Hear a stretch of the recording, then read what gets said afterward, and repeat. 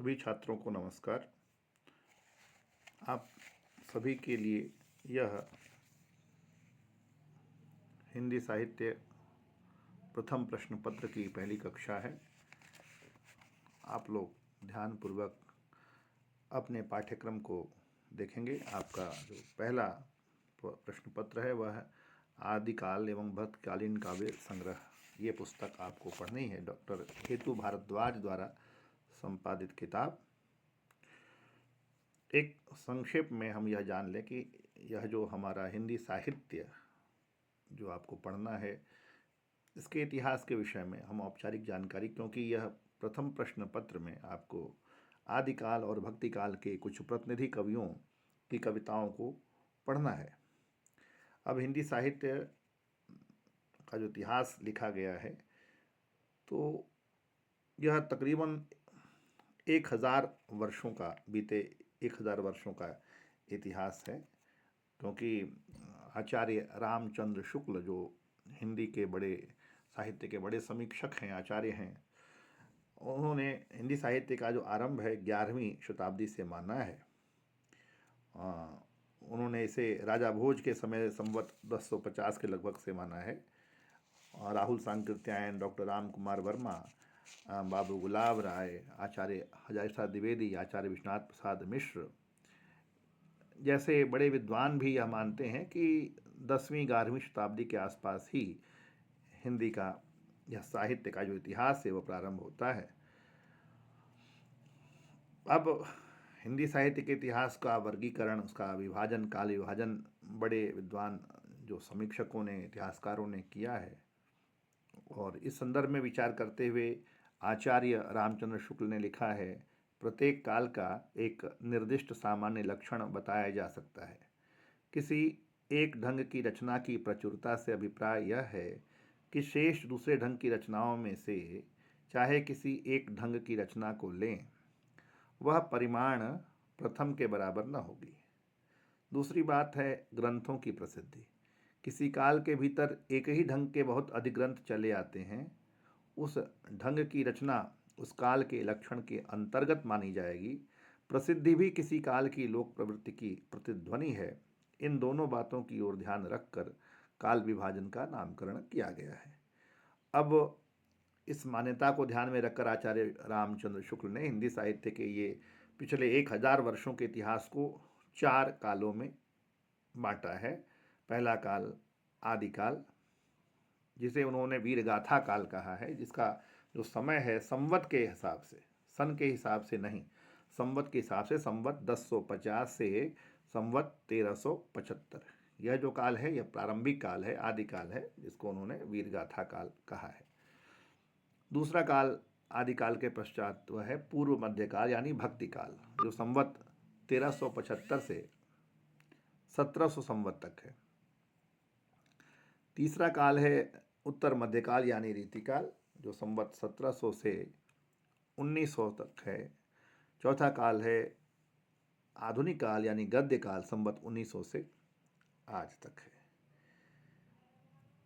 आदिकाल जो है 1050 संवत से 1375 संवत तक, शुक्ल जी ने इसको वीरगाथा काल के नाम से पुकारा है। और इसकी वजह उन्होंने यह दी है कि इस काल के कवियों ने अपने जिस दरबार में जिन राजाओं के यहाँ रहते थे, उन राजाओं के वीरता का, शौर्य का बहुत बढ़ा चढ़ाकर वर्णन किया है, अतिशयोक्ति अलंकार में वर्णन किया है। तो इस काल के जो प्रमुख ग्रंथ हैं वो हैं पृथ्वी राज रासो, परमाल रासो, खुमान रासो, कीर्तिलता, कीर्ति पताका, जय मयंक, जस चंद्रिका इत्यादि जो वीर गाथात्मक काव्य हैं, इनको ध्यान में रखकर। और इस काल में जो कुछ धार्मिक रचनाएं हुई, आचार्य रामचंद्र शुक्ल उनको बहुत महत्व नहीं देते और केवल वीरगाथा काल में रचे गए वीरगाथात्मक कृतियों के आधार पर उन्होंने इसका नाम वीरगाथा काल कहा है। और अन्य विद्वानों ने, किसी ने, राम कुमार वर्मा इसे चारण काल और संधि काल कहते हैं, क्योंकि हिंदी साहित्य की पाठ पीठिका यहाँ तैयार होती है। और महापंडित राहुल सांकृत्यायन इसे सिद्ध सामंत युग कहना पसंद करते हैं।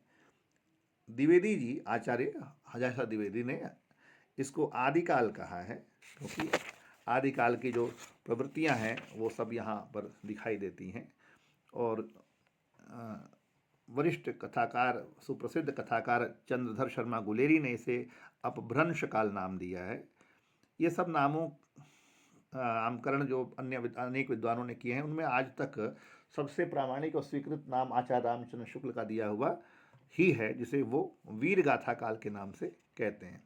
अब वीर गाथा काल या आदिकाल, अब इसमें खास इनका परिचय क्या है कि इसमें वीर गाथा काल के अंतर्गत वहाँ पर जो नाथ काव्यधारा, उसमें भी मत्स्येंद्र नाथ यानी मच्छिंद्र नाथ के जो गुरु हैं, शिष्य हैं गोरखनाथ, तो उनकी कविताओं का यहाँ पर मिलता है। उन्होंने नाथपंथियों ने हठयोग साधना को अपनाया और शुद्ध और पवित्र जीवन पर बल दिया। गोरखनाथ जी योगी तो थे ही, एक अच्छे कवि भी थे, और उनकी रचनाओं का संकलन जो है गोरखबानी पुस्तक में मिलता है, जिसका संपादन पीताम्बर दत्त बड़थवाल जी ने किया है। और इसके अलावा भी बहुत सारे जो आचार्य हैं नाथ संप्रदाय के, उन्होंने काव्य रचनाएं की हैं। नाथ पंथियों के साथ साथ ही सिद्धों की भी एक बड़ी धारा है, और सिद्ध भी इनकी संख्या जो है 84 बताई जाती है। सिद्धों का समय भी 800 ईस्वी से 1100 ईस्वी के आसपास माना जाता है। और ये लोग भी अलौकिक, ये सिद्ध भी अलौकिक सिद्धियों से संपन्न और सिद्ध साधना में निष्णात ये पुरुष थे। और इनकी रचनाएं दो रूपों में हैं, दोहाकोश और चर्यापद में। सिद्धों में सरहपा, लुईपा, कान्हपा, तिलोपा आदि ये बड़े कवि हुए हैं। और सरहपा का कुछ जो लोग, कुछ इतिहासकार हैं, वो सरहपा को हिंदी का प्रथम कवि मानते हैं। एक और धारा सिद्ध काव्यधारा और नाथ काव्यधारा के साथ चलती रही, वो जैन काव्यधारा है। और इन्होंने भी रास फागु चरित शैलियों में जैन कवियों ने जैन तीर्थंकरों के जीवन चरित का और वैष्णव अवतारों की कथाएं लिखी हैं, जिसमें देवसेन रचित श्रावकाचार, शालिभद्र सूरि रचित भरतेश्वर बाहुबली रास, आसगु रचित चंदबाला रास, जिन धर्म सूरीकृत स्थूलिभद्र रास, विजय सेन सूरीकृत रेवंत गिरिरास, सुमति गणि रचित नेमिनाथ रास आदि इनके प्रसिद्ध ग्रंथ हैं। और अब बात करेंगे हम वीर जो काव्यधारा है, तो इसके अंतर्गत शुक्ल जी ने वीर गाथा काल, इसी के वीर काव्यधारा में जो कृतियाँ रची गई उसके आधार पर ही उनका विवेचन करते हुए शुक्ल जी ने इस काल का नाम वीर गाथा काल दिया है। तो उसमें जो महत्वपूर्ण ग्रंथ हैं वो हैं विजयपाल रासो, हम्मीर रासो, कीर्तिलता, कीर्ति पताका, खुमान रासो, बीसल देव रासो, पृथ्वीराज रासो, जय चंद्र प्रकाश, जय मयंक जस चंद्रिका, परमाल रासो, खुसरो की पहेलियाँ और विद्यापति पदावली। अधिकांश इसमें से वीर काव्य हैं। और वीर काव्य की सामान्य विशेषताओं को अगर हम देखेंगे तो इसमें हम देखते हैं कि यहाँ इन वीर गाथा काल में जो कवि हैं वो सामान्यतः ये दरबारी कवि थे, और इन्होंने अपने आश्रयदाताओं का जो है अतिशयोक्तिपूर्ण ढंग से काव्य में अपनी अपनी कृतियों में उसका वर्णन किया है। और इनकी जो दृष्टि थी वो अपने आश्रयदाता के राज्य के आसपास ही घूमती थी। इनमें इनकी राष्ट्रीय भावना एक तरह से कहेंगे आप संकर्ण है, लेकिन युद्ध प्रधान काव्य हैं सारे के सारे। युद्ध का सजीव वर्णन इन काव्यों में दिखाई देता है। और क्योंकि बहुत सारे जो वीर गाथा काल के कवि हैं वो खुद युद्धों में भाग लिया करते थे, वो शस्त्र धारण करते थे, शास्त्र के साथ साथ शास्त्र के जानकार तो थे ही। और इन काव्यों में ऐतिहासिकता कम है, लेकिन कल्पना वहाँ पर बहुत अधिक है। बहुत सारे कवियों ने काल्पनिक काव्यों का, महाकाव्यों का सृजन किया है, लेकिन उनकी ऐतिहासिक जो प्रामाणिकता है वो संदिग्ध है। और इनका प्रधान रस इस काव्य का वीर गाथा काल जो है उसके जो कवि हैं, चूँकि वह वीरता प्रधान कृतियाँ, वीर रस प्रधान कृतियाँ हैं, तो इनका प्रधान रस स्वाभाविक है, वीर है। और कहीं कहीं श्रृंगार रस का भी इनके काव्यों में वर्णन हुआ है। और इस धारा के अंतर्गत जो काव्य आते हैं उनको रासो काव्य कहा गया है। और जो प्रबंध काव्य या चरित काव्य ही रासो ग्रंथ यहाँ कहलाए हैं। इसमें मुक्तक काव्य भी कहीं कहीं रचे गए हैं, लेकिन ज़्यादातर प्रबंध कौशल ही इन कवियों का वो महत्वपूर्ण है। इसके अलावा मुक्तक काव्यों के अंतर्गत दोहा, तोमर, ताटक, गाहा, पद्धरी, आर्या, रोला, लाला, कुंडलियाँ आदि छंदों का भी बहुत कलात्मक प्रयोग यहाँ पर कवियों ने किया है। इनकी काव्य भाषा जो है डिंगल है, जो वीर रस वर्णन तथा युद्ध वर्णन के लिए बहुत अनुकूल है। इनके कवियों में नरपति नाल, चंदवरदाई, दलपति विजय, जगनीक आदि इस वीर गाथा काल के ये महत्वपूर्ण कवि हैं। और इन कवियों के, वीर गाथा काल के इन कवियों के साथ साथ कुछ बहुत ऐसे महत्वपूर्ण कवि हुए हैं जिन्होंने कुछ हट करके काव्य रचना की है, जिसमें अब्दुल रहमान का संदेश रासक एक विरह प्रधान काव्य है, जबकि जैन कवि धनपाल का भविष्य कथा जो है अपभ्रंश का कथा काव्य है। वैसे ही ढोला मारूरा दुहा एक विरह प्रधान लोक काव्य है।